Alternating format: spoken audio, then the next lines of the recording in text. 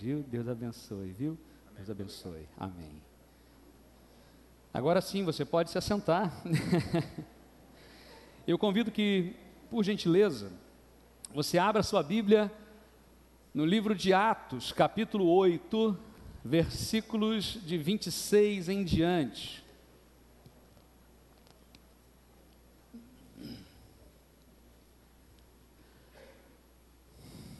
Atos capítulo 8, versículos de 26 ao 40. Uma história que tem muito a ver com aquilo que nós experimentamos essa noite, daquilo que nós já vivenciamos hoje à noite. E eu quero trazer um pouco dessa história para nós podermos refletir. E o tema que eu gostaria de tratar nessa noite é o tema É Agora. Você pode repetir comigo? Não, mas não é assim, é agora. É diferente, é uma decisão, é agora, não é? E é isso que eu quero compartilhar com você.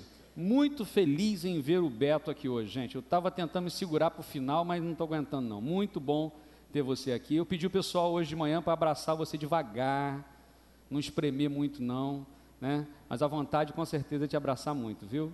Deus abençoe em nome de Jesus. Atos 8, de 26 a 40, diz assim: Um anjo do Senhor disse a Filipe: vá para o sul, para a estrada deserta que desce de Jerusalém a Gaza. Ele se levantou e partiu. No caminho encontrou um eunuco etíope, um oficial importante, encarregado de todos os tesouros de Candace, rainha dos etíopes. Esse homem viera a Jerusalém para adorar a Deus, e de volta para casa, sentado em sua carruagem, lia o profeta Isaías. E o Espírito disse a Filipe: aproxime-se desta carruagem e acompanha. Então Filipe correu para a carruagem, ouviu o homem lendo o profeta Isaías, e lhe perguntou: o senhor entende o que está lendo? Ele respondeu: como posso entender se alguém não me explicar? Assim, convidou Filipe para subir e sentar-se ao seu lado. O eunuco estava lendo essa passagem da Escritura. Ele foi levado como ovelha para o matadouro, e como cordeiro mudo diante do tosquiador, ele não abriu a sua boca. Em sua humilhação foi privado de justiça. Quem pode falar dos seus descendentes? Pois a sua vida foi tirada da terra. O eunuco perguntou a Filipe: diga-me, por favor, de quem o profeta está falando? De si próprio? É de outro? Então Filipe, começando com aquela passagem da Escritura, anunciou-lhe as boas novas de Jesus. Prosseguindo pela estrada, chegaram a um lugar onde havia água. O eunuco disse: olhe, aqui há água, o que me impede de ser batizado? E disse Filipe: você pode, se crê de todo o coração.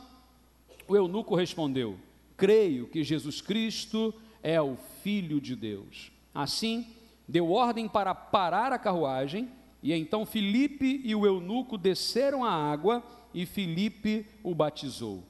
Quando saíram da água, o Espírito do Senhor arrebatou Filipe repentinamente, e o eunuco não o viu mais, e cheio de alegria, seguiu o seu caminho.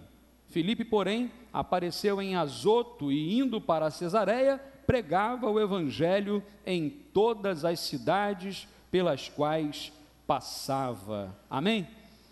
É agora. Senhor, muito obrigado, porque a Tua palavra por si só, ela tem todo o poder e autoridade sobre nossas vidas. Dá-nos, ó Deus, aqui a Tua bênção e fala aos nossos corações, em nome de Jesus. Amém, Senhor. Muitas vezes, meus irmãos e amigos, nós temos que tomar decisões. Muitas vezes, e precisamos tomá-las mais do que uma vez ao dia. Temos que tomar decisões muitas vezes ao dia, e algumas decisões são mais importantes, outras são menos importantes. Há pessoas que gostam de protelar a decisão, deixar para depois. É o que a gente chama do pecado da procrastinação, nome feio para uma coisa muito feia, que é não tomar a decisão nunca, é deixar para depois, e deixar para amanhã, e sempre depois, empurrando para frente. Negociamos com Deus a perder de vista, para que em algum dia, em algum momento, nós possamos ou não tomar aquela decisão. Há ocasiões em que nós precisamos reconhecer que ou tomamos a decisão, ou vamos nos arrepender profundamente. Quem é motorista aqui sabe disso, que há algumas decisões que nós tomamos que são por fração de segundos. Quando estávamos indo para a Convenção Batista Brasileira, estávamos ali na rodovia Presidente Dutra, e estávamos no carro, eu, o pastor Demétrios, pastor Pedro, pastor Jean, e indo conversando ali e tudo mais. De repente, um cachorrinho, um pincher, que deve ter soltado da coleira, alguma coisa assim, vinha correndo no meio da rodovia, meus irmãos. E a gente viu aquele pinguinho assim pulando, e o pastor Demétrios apontou, e por fração de segundos, dei aquela freada, tentei tirar o carro, passou por fino, não peguei o cachorro, mas o carro de trás pegou, e o matou. Fração de segundos, tomada de decisão, freia, não freia, vira, não vira, carro vindo atrás, carro do lado, na frente um cachorrinho, do lado uma mureta. O que você faz? É agora. Não pode deixar para tomar depois a decisão, porque há situações que nós podemos fazer assim: semana que vem a gente conversa sobre isso, ano que vem a gente vê isso, mas há outras que nós não podemos esperar, é na hora que precisa ser tomado. Quando nós estamos olhando, por exemplo, uma situação de fome, não adianta, diante de alguém que está padecendo de fome, dizer assim: olha, ano que vem eu venho e te trago um prato de comida. Não dá para esperar, não dá. Alguém que está passando mal na sua frente, e você diz assim: olha, depois que você melhorar, eu te levo ao médico. Porque beira o ridículo. É na hora, é agora. Tomamos a decisão ou não? Eu digo para você que não há como não tomar a decisão, porque até mesmo a tomada de decisão, falar que não tomou a decisão, é uma tomada de decisão. Eu decidi não decidir, a decisão precisa ser tomada. O relato que nós temos aqui, no livro de Atos dos Apóstolos, traz a história de um homem que nós sabemos muito pouco a seu respeito. Sabemos que ele é um eunuco, sabemos que essa era uma função, vamos dizer assim, constrangedora. Sabemos que ele foi fazer em Jerusalém uma visita religiosa, talvez buscando um conhecimento de Deus. Sabemos que ele estava agora retornando para sua casa sem entender absolutamente nada do que ele foi buscar. Percebe isso? Ele foi para uma festa religiosa em busca de Deus, alguma coisa. Ele volta lendo e alguém pergunta: e aí, o que você está lendo? Olha, eu estou lendo, não estou entendendo nada. Alguém já leu a Bíblia alguma vez? Não precisa nem levantar a mão, não. Alguém já leu a Bíblia uma vez e não entendeu nada? Quando você lê lá, o Antigo Testamento, em especial, algumas genealogias, e você fala: meu Deus, para que tem isso? Eu vou pregar em genealogia em algum momento, porque as genealogias trazem histórias belíssimas do cuidado de Deus com a gente. A gente às vezes fala assim: mas para que tem isso? Eu tenho aprendido que tudo que está na palavra de Deus tem um motivo e é bênção para a nossa vida. A gente só tem que aprender a estudar a palavra de Deus. Aquele homem não achou nada. Ele foi para buscar alguma coisa em Jerusalém, mas volta vazio, sem saber de nada. E na volta agora, Filipe encontra com ele.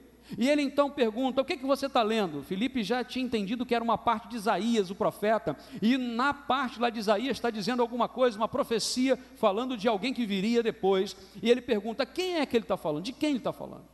E Filipe, a começar de Isaías, daquele texto, ele chega em Jesus e fala da boa notícia, das boas novas, do Evangelho, da esperança que havia somente em Jesus. E aquele homem então agora, diz a Bíblia, que depois que voltava vazio, ele agora sai dali cheio de alegria.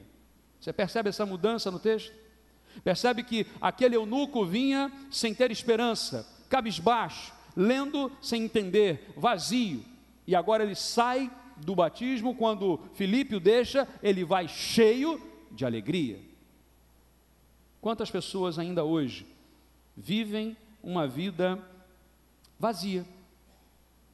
Estão tentando encher a sua vida através do trabalho, através dos estudos, através da constituição de uma família. Estão buscando sentido nessa vida, mas a Bíblia nos fala que se a nossa expectativa, se a nossa esperança está tão somente nessa vida, nós somos de todos os homens os mais miseráveis ou dignos de compaixão, diz algumas versões. A nossa esperança não está somente aqui. Se fosse assim, para que Deus viria? Para que Jesus Cristo se faria um de nós? Para que Ele estaria entre nós, trazendo a mensagem de esperança e sendo Ele mesmo a verdade, a vida, o caminho? Meus irmãos, é agora.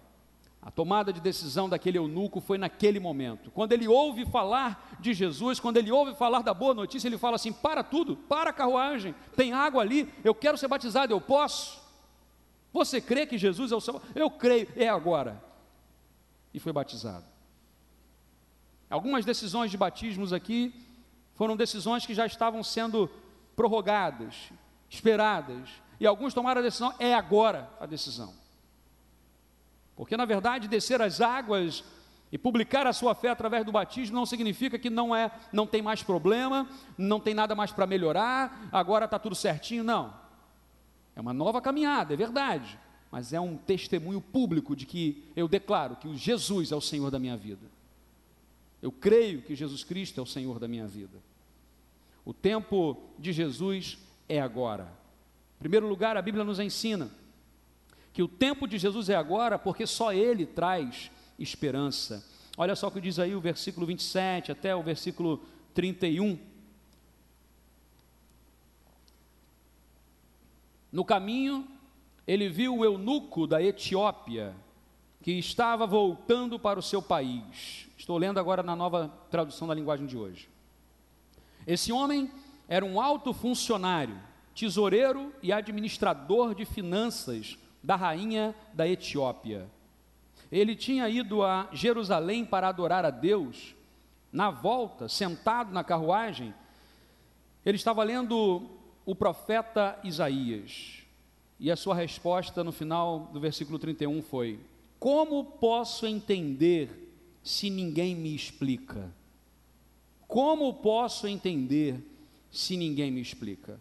Quem era esse eunuco? Bom, eunuco era um homem privado da sua masculinidade, castrado. Dedicava o seu tempo ao humilhante trabalho de cuidar do harém de um reino. Um homem que tinha a sua essência mudada. Quem era esse eunuco da Etiópia? A Bíblia diz que ele era um administrador, um tesoureiro da rainha da Etiópia. Ou seja, não era qualquer um, no sentido que a gente diz assim socialmente. Não era alguém que não tinha entendimento da vida, não era alguém que não sabia ler, pelo contrário, ele estava lendo. Lembre-se que naquela época nem todo mundo sabia ler, aliás, a maioria não sabia ler. Esse homem era um homem letrado, era um homem estudado, era um homem de alta patente, vamos assim dizer. Ele era o tesoureiro e o administrador de finanças da rainha da Etiópia. E esse homem, diz a Bíblia, que estava lendo o profeta, mas ele não conseguia entender. Ele sabia que precisava de algo mais. Esse homem sabia que não teria descendentes, exatamente pela sua condição de eunuco. Esse homem tinha um futuro incerto. Onde estaria a sua esperança? Porque naquela época muitos colocavam a sua esperança nos filhos. Por isso que ter muitos filhos era bom, era alguém que tinha esperança, porque os filhos cuidariam das coisas dele, cuidaria dele na sua velhice, e ali perpetuaria a sua família. Esse homem não tinha mais esperança no futuro. Ninguém contaria a sua história. Lembra de quando a gente ouve lá a história no Antigo Testamento?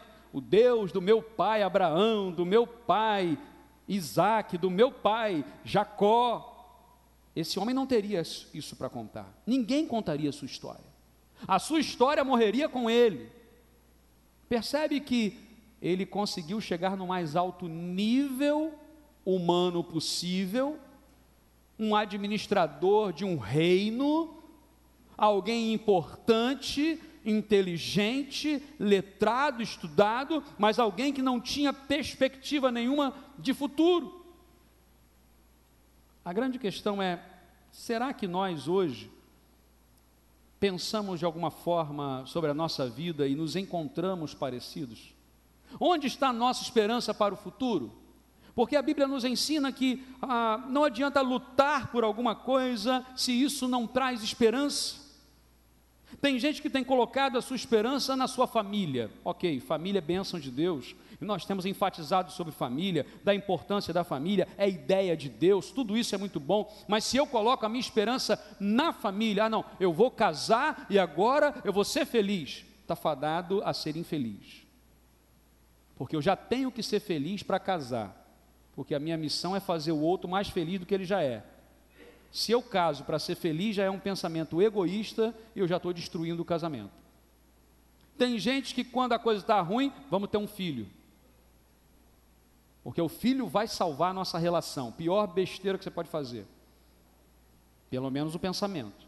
Eu não estou dizendo que alguém que já fez isso, fez besteira em ter o seu filho, me entenda bem, seu filho é bênção do Senhor, mas não coloque sobre ele o peso de que ele agora tem que sustentar o seu relacionamento. Não coloque sobre o seu filho o peso de que agora ele é o responsável pela sua alegria ou pela sua destruição, porque tem muita gente boa fazendo isso. Os nossos filhos são bênçãos? São, mas nós somos responsáveis por eles e não eles por nós. Há pessoas que estão colocando a sua esperança nos seus títulos e conquistas, e ao conversar com algumas pessoas mais idosas, eu outro dia estava falando sobre isso, que eu tenho pregado bastante já em congresso de terceira idade, e é muito legal, e uma das coisas que eu tenho pensado com eles é o seguinte: quantos se planejaram para viver o tempo que estão vivendo? A maioria pensou que ia morrer antes, estou falando sério. Pego pessoas com 78, 90 anos, de 78 a 90 anos, é a média maior, onde eu pergunto, você imaginou que você viveria o tempo que você está vivendo? Quando você tinha lá os seus 30, 40 anos? Não. Por isso, não se planejou emocionalmente, não cuidou dos seus, muitos estão sozinhos e abandonados emocionalmente, não cuidou da parte financeira, estão passando por apertos terríveis, porque dependem da nossa previdência, e estão passando por situações complicadas, porque colocaram muitas vezes a esperança em coisas, em títulos, em conquistas.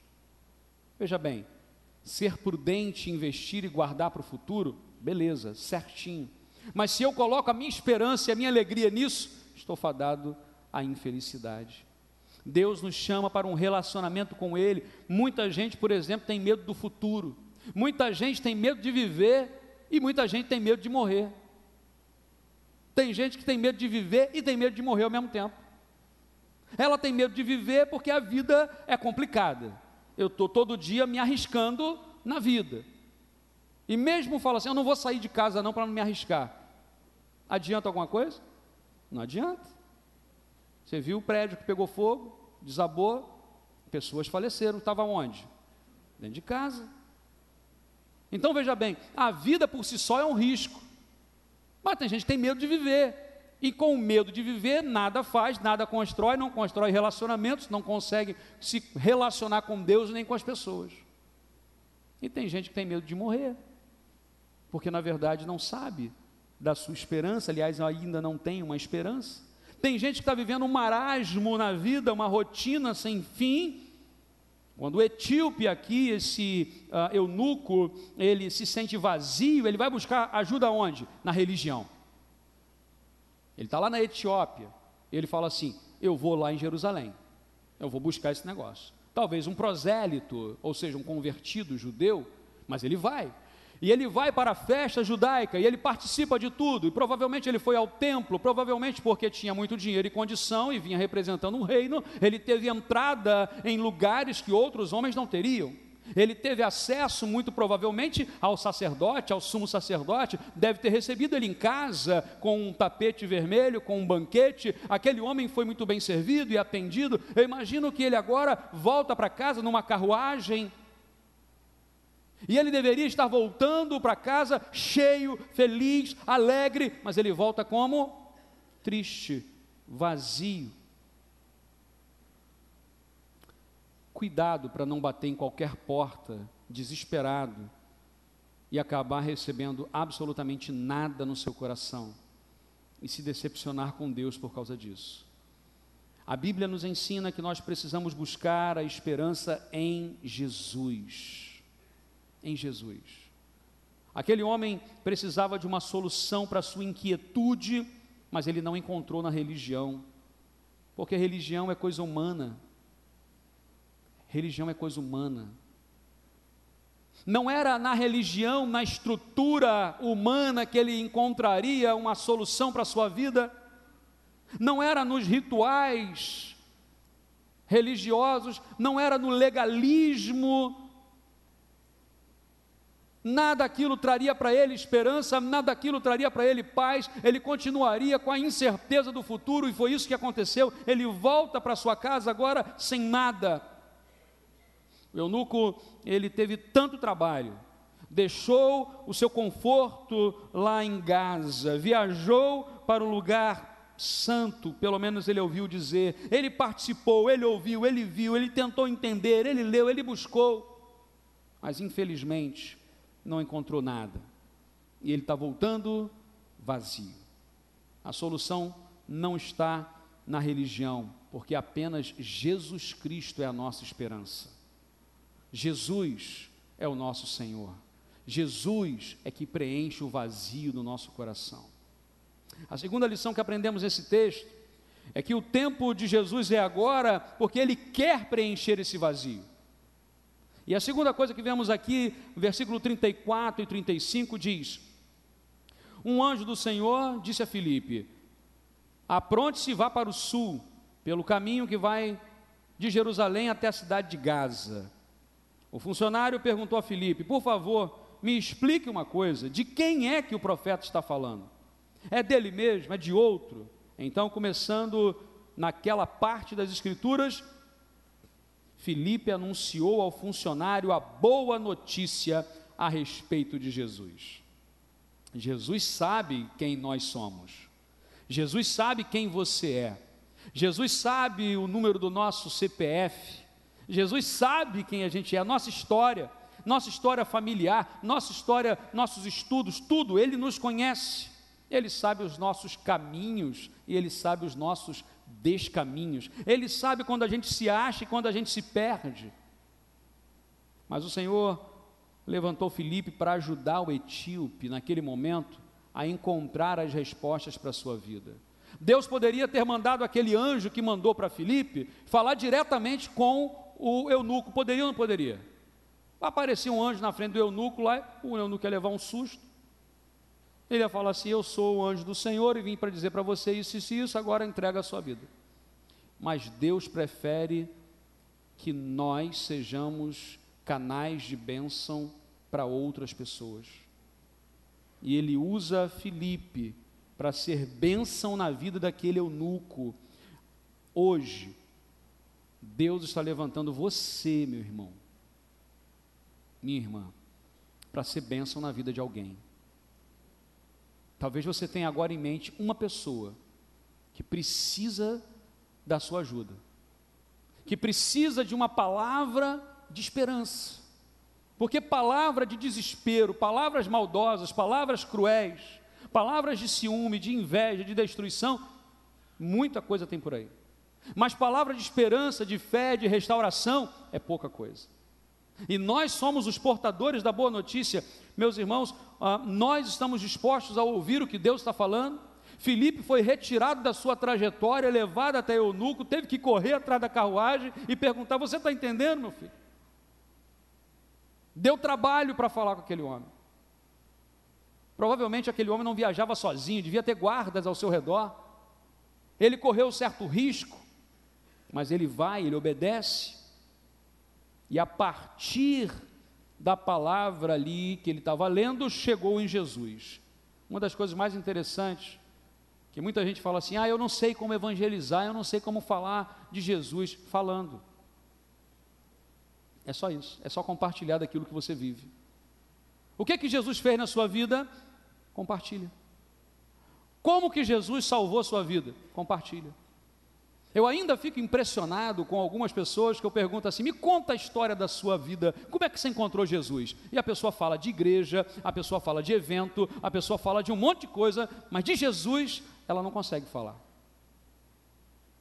É hora da gente ter experiência com Jesus, não com a religião. Quando eu falo religião, me entenda bem, o sistema. Nós somos, hoje pela manhã, eu estava falando na classe dos novos, explicando exatamente essa questão do organismo e da organização. A igreja é um organismo vivo, pessoas ao redor de Jesus, buscando Cristo, relacionamento, isso é igreja. Para o organismo funcionar, ele tem uma organização, e aí nós nos organizamos como igreja. Igreja, a palavra significa chamados para fora. Nós nos organizamos como igreja para dar um suporte melhor. Por exemplo, poderíamos estar tendo esta palavra, esta conferência em outro lugar, poderíamos, mas é bom a gente ter esse lugar de referência, com ar-condicionado, com tudo direitinho, com louvor, tudo organizado, é bom, mas se não tivesse isso, teríamos a igreja do mesmo jeito. O sistema não pode ser maior do que o corpo, não pode. Você imagina, você tem um centro cirúrgico belíssimo, todos os instrumentos, tudo, mas você não tem cirurgião. Adianta alguma coisa? Não adianta. Eu já vi pessoas salvarem a vida de outros sem ter os instrumentos adequados, mas tendo a pessoa para fazer. Mas nunca vi um instrumento sozinho operar alguém, sem ter uma pessoa para ser usada ali. Nós somos chamados por Deus como Filipe, para levar a boa notícia, e veja bem, a partir do assunto que for, nós chegamos a Jesus, chegamos em Jesus. Às vezes a gente tem aqueles papos, né, de elevador que a gente fala, né, como é que está o tempo, está quente, está frio, frio não está, no Rio está sempre quente, né, então assim, está sempre quente, vai mudar o tempo, aquela coisa toda.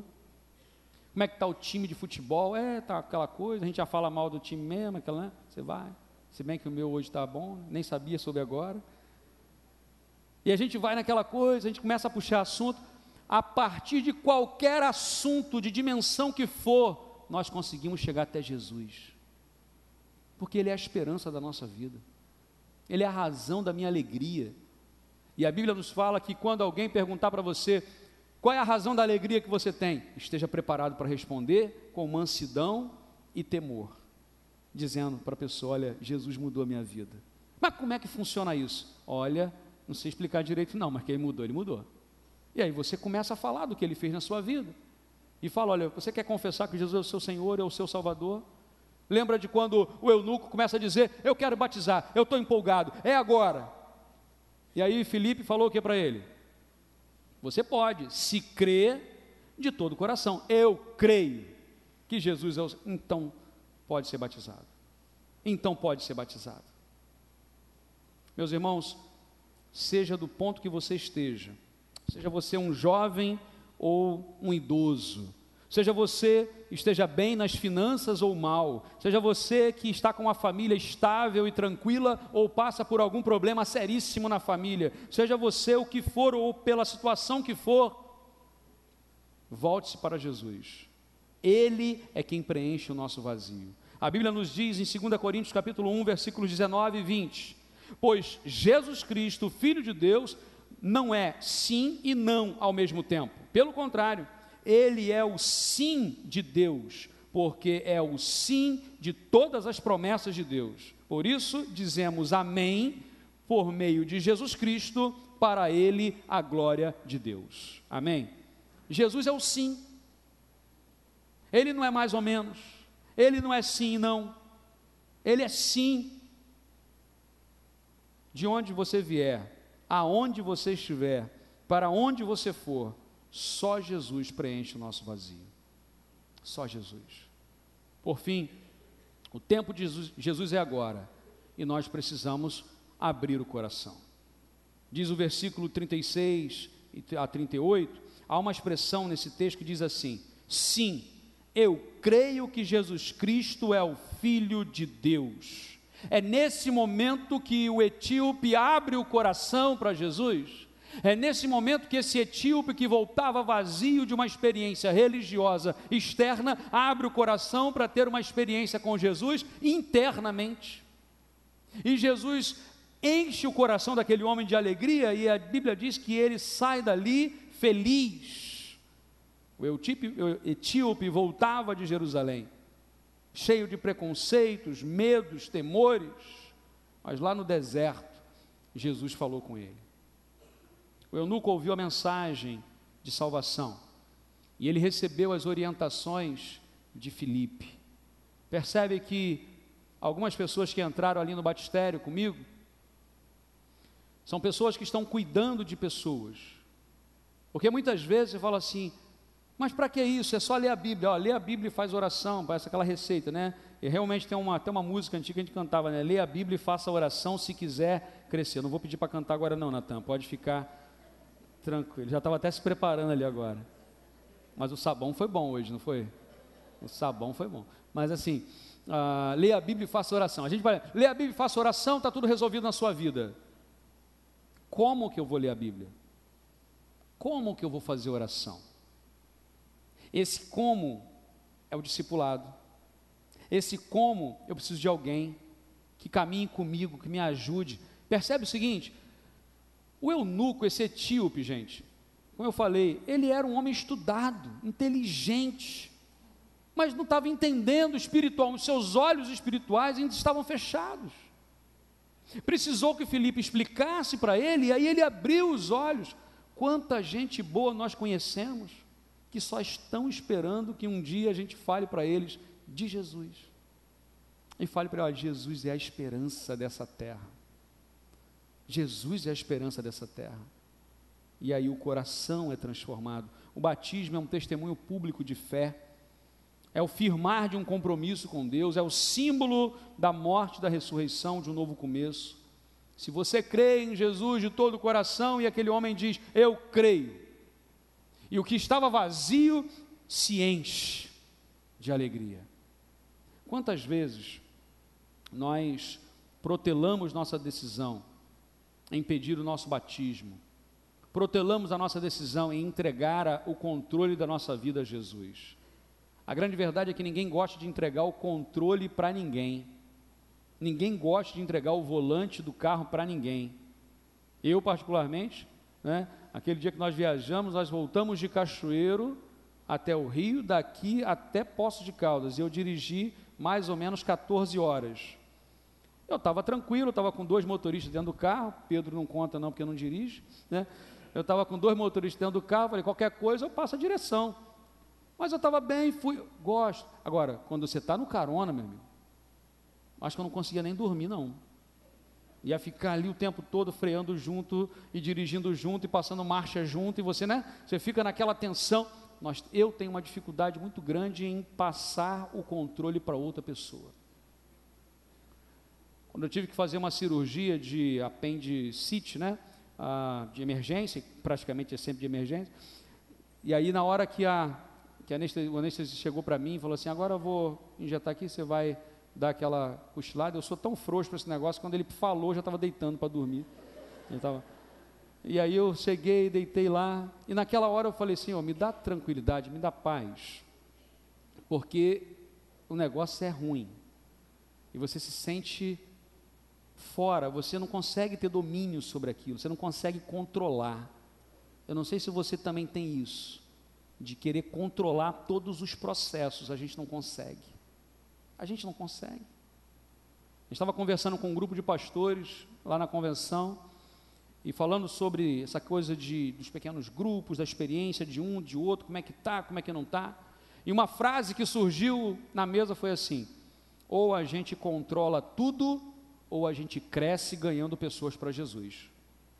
Controla no seguinte sentido, aquele negócio do controle exagerado. Claro que a organização você tem que ter, mas a gente quer ter o controle do controle do controle e acaba esquecendo daquilo que é principal, daquilo que é essencial.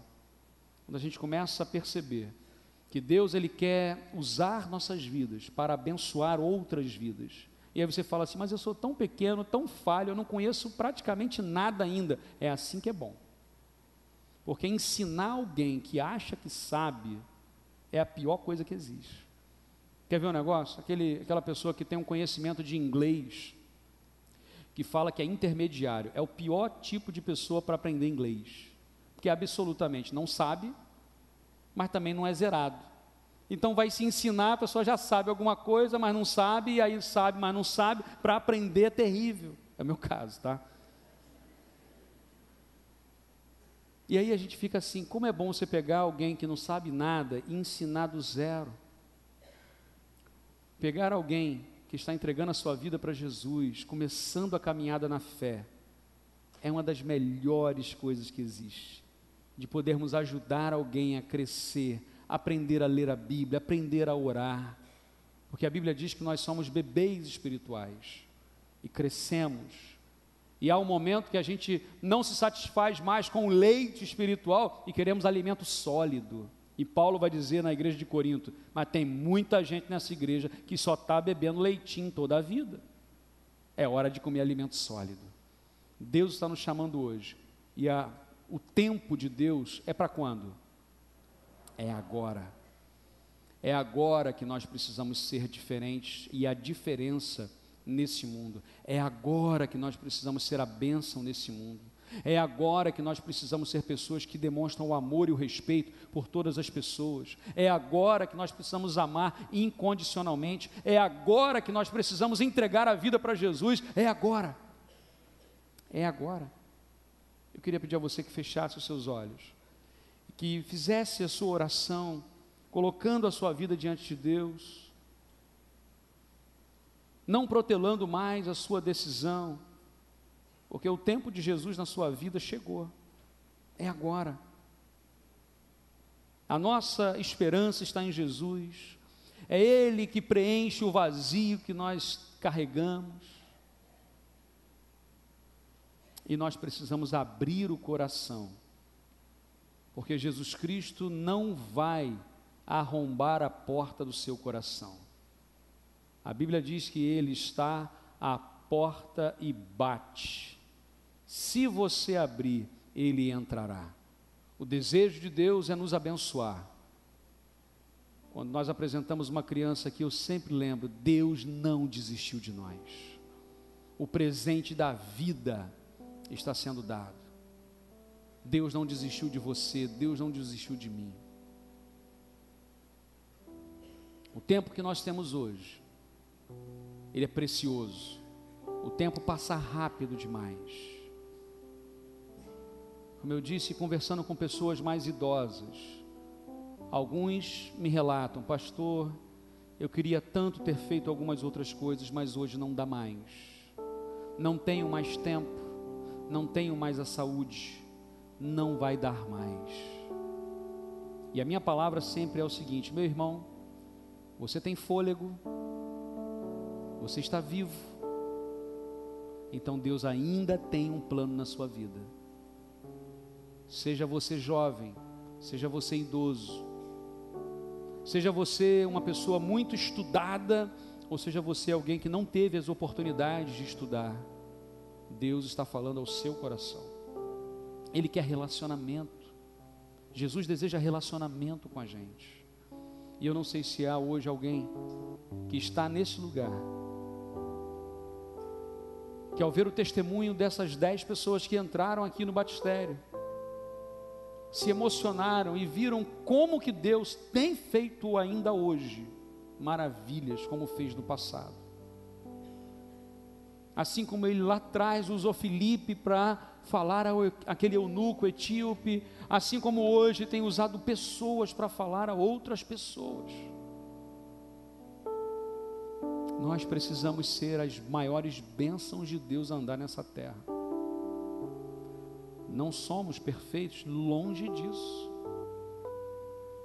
mas nós cremos em Jesus, o nosso Senhor, e buscamos ser discípulos de Jesus, imitadores de Jesus. E eu não sei se há alguém nessa noite que já tem caminhado, que já tem ouvido de Jesus, já tem estado conosco enquanto família de Deus, mas que até hoje não decidiu pelo batismo. Mas hoje Deus tem incomodado o seu coração e você quer falar: pastor, eu quero me preparar, no próximo batismo eu quero também declarar a minha fé em Jesus. Alguém que deseja fazer isso, apenas levante a sua mão assim bem alto, e eu quero orar por você. Deus abençoe. Amém. Pode abaixar a sua mão. Há mais alguém na galeria? Alguém aqui embaixo? Deus está olhando para o nosso coração. Deus abençoe. Há mais alguém? Não vá na pressão, não vá na emoção, mas se Deus já tem incomodado vocês, se você já tem caminhado, a decisão é agora. Eu quero me batizar, eu quero dar o meu testemunho, eu quero dizer que Jesus é o Senhor da minha vida. Há mais alguém? Levanta a sua mão e diga: Senhor, aqui estou eu, aqui está a minha vida. Eu não sei se você tem uma experiência já de batismo, mas que você se afastou. Talvez você tenha se decepcionado, ou você tenha gradativamente se afastado. Mas hoje é o tempo de voltar à comunhão, de voltar a ter a esperança e a alegria do primeiro dia. Levanta a sua mão bem alto. Deus abençoe, em nome de Jesus, amém. Há mais alguém? Levanta a sua mão. Deus abençoe, amém. Há mais alguém que deseja retornar a essa comunhão com o Pai? Lá atrás, Deus abençoe. Na galeria, alguém? Deus abençoe, em nome de Jesus, amém. Se Deus está falando com você, é esse o tempo, é agora. A decisão é rápida, a decisão é na vida, é vida ou morte, é vida. Eu não quero ter medo de viver, eu quero viver para Cristo, viver para Jesus e ter qualidade de vida. Eu não sei se há alguém hoje também aqui que ainda não decidiu publicamente entregar a sua vida a Jesus. Assim como aquele eunuco, ele buscou resposta na religião, ele buscou resposta em leituras, em lugares, mas não encontrou. Ele só encontrou a resposta em Jesus. E a minha pergunta é: há alguém hoje que deseja entregar a sua vida a Jesus? Levanta a sua mão onde você está. Eu quero orar por você, eu quero orar pela sua vida nesse momento. Alguém que deseja entregar a sua vida a Jesus e dizer: Jesus, vem, a minha vida pertence a Ti, eu quero ter esperança, eu quero voltar a sonhar. Que Deus abençoe. Nós vamos orar mais uma vez. Ó Deus, olha para o nosso coração, Pai. Cada pessoa que tomou decisão nesta noite, decisão de entrega de vida, decisão de retorno à Tua presença, de reconciliação, decisão, ó Deus, de pedir o Seu batismo para publicamente dizer que é servo do Senhor, e outras decisões que em nossos corações estamos tomando, Pai. Cuida dos nossos corações, das nossas vidas, nossas famílias. Quebra nossos preconceitos, derruba nossas barreiras, para que Jesus Cristo esteja livremente entrando na nossa vida, Pai. Obrigado, ó Deus, por esta igreja, por cada pessoa que está aqui, por cada irmão e irmã que tem caminhado na fé com Jesus. Que a decisão também agora seja de obedecer ao Senhor, assim como Filipe obedeceu. Filipe compartilhou, e Filipe saiu daquele lugar e foi ser bênção em outros lugares. Dá-nos, ó Deus, a mesma obediência de Filipe, que como irmãos e irmãs que caminhamos na fé há mais tempo, tenhamos a sensação clara da urgência em falarmos de Jesus como esperança nossa. Obrigado, meu Deus, por esse dia. Obrigado, Deus, pela manhã e obrigado agora pela noite. Obrigado por este dia marcante na vida de tantos irmãos e irmãs nossos. Nós oramos e agradecemos em nome de Jesus. Amém e amém, Senhor.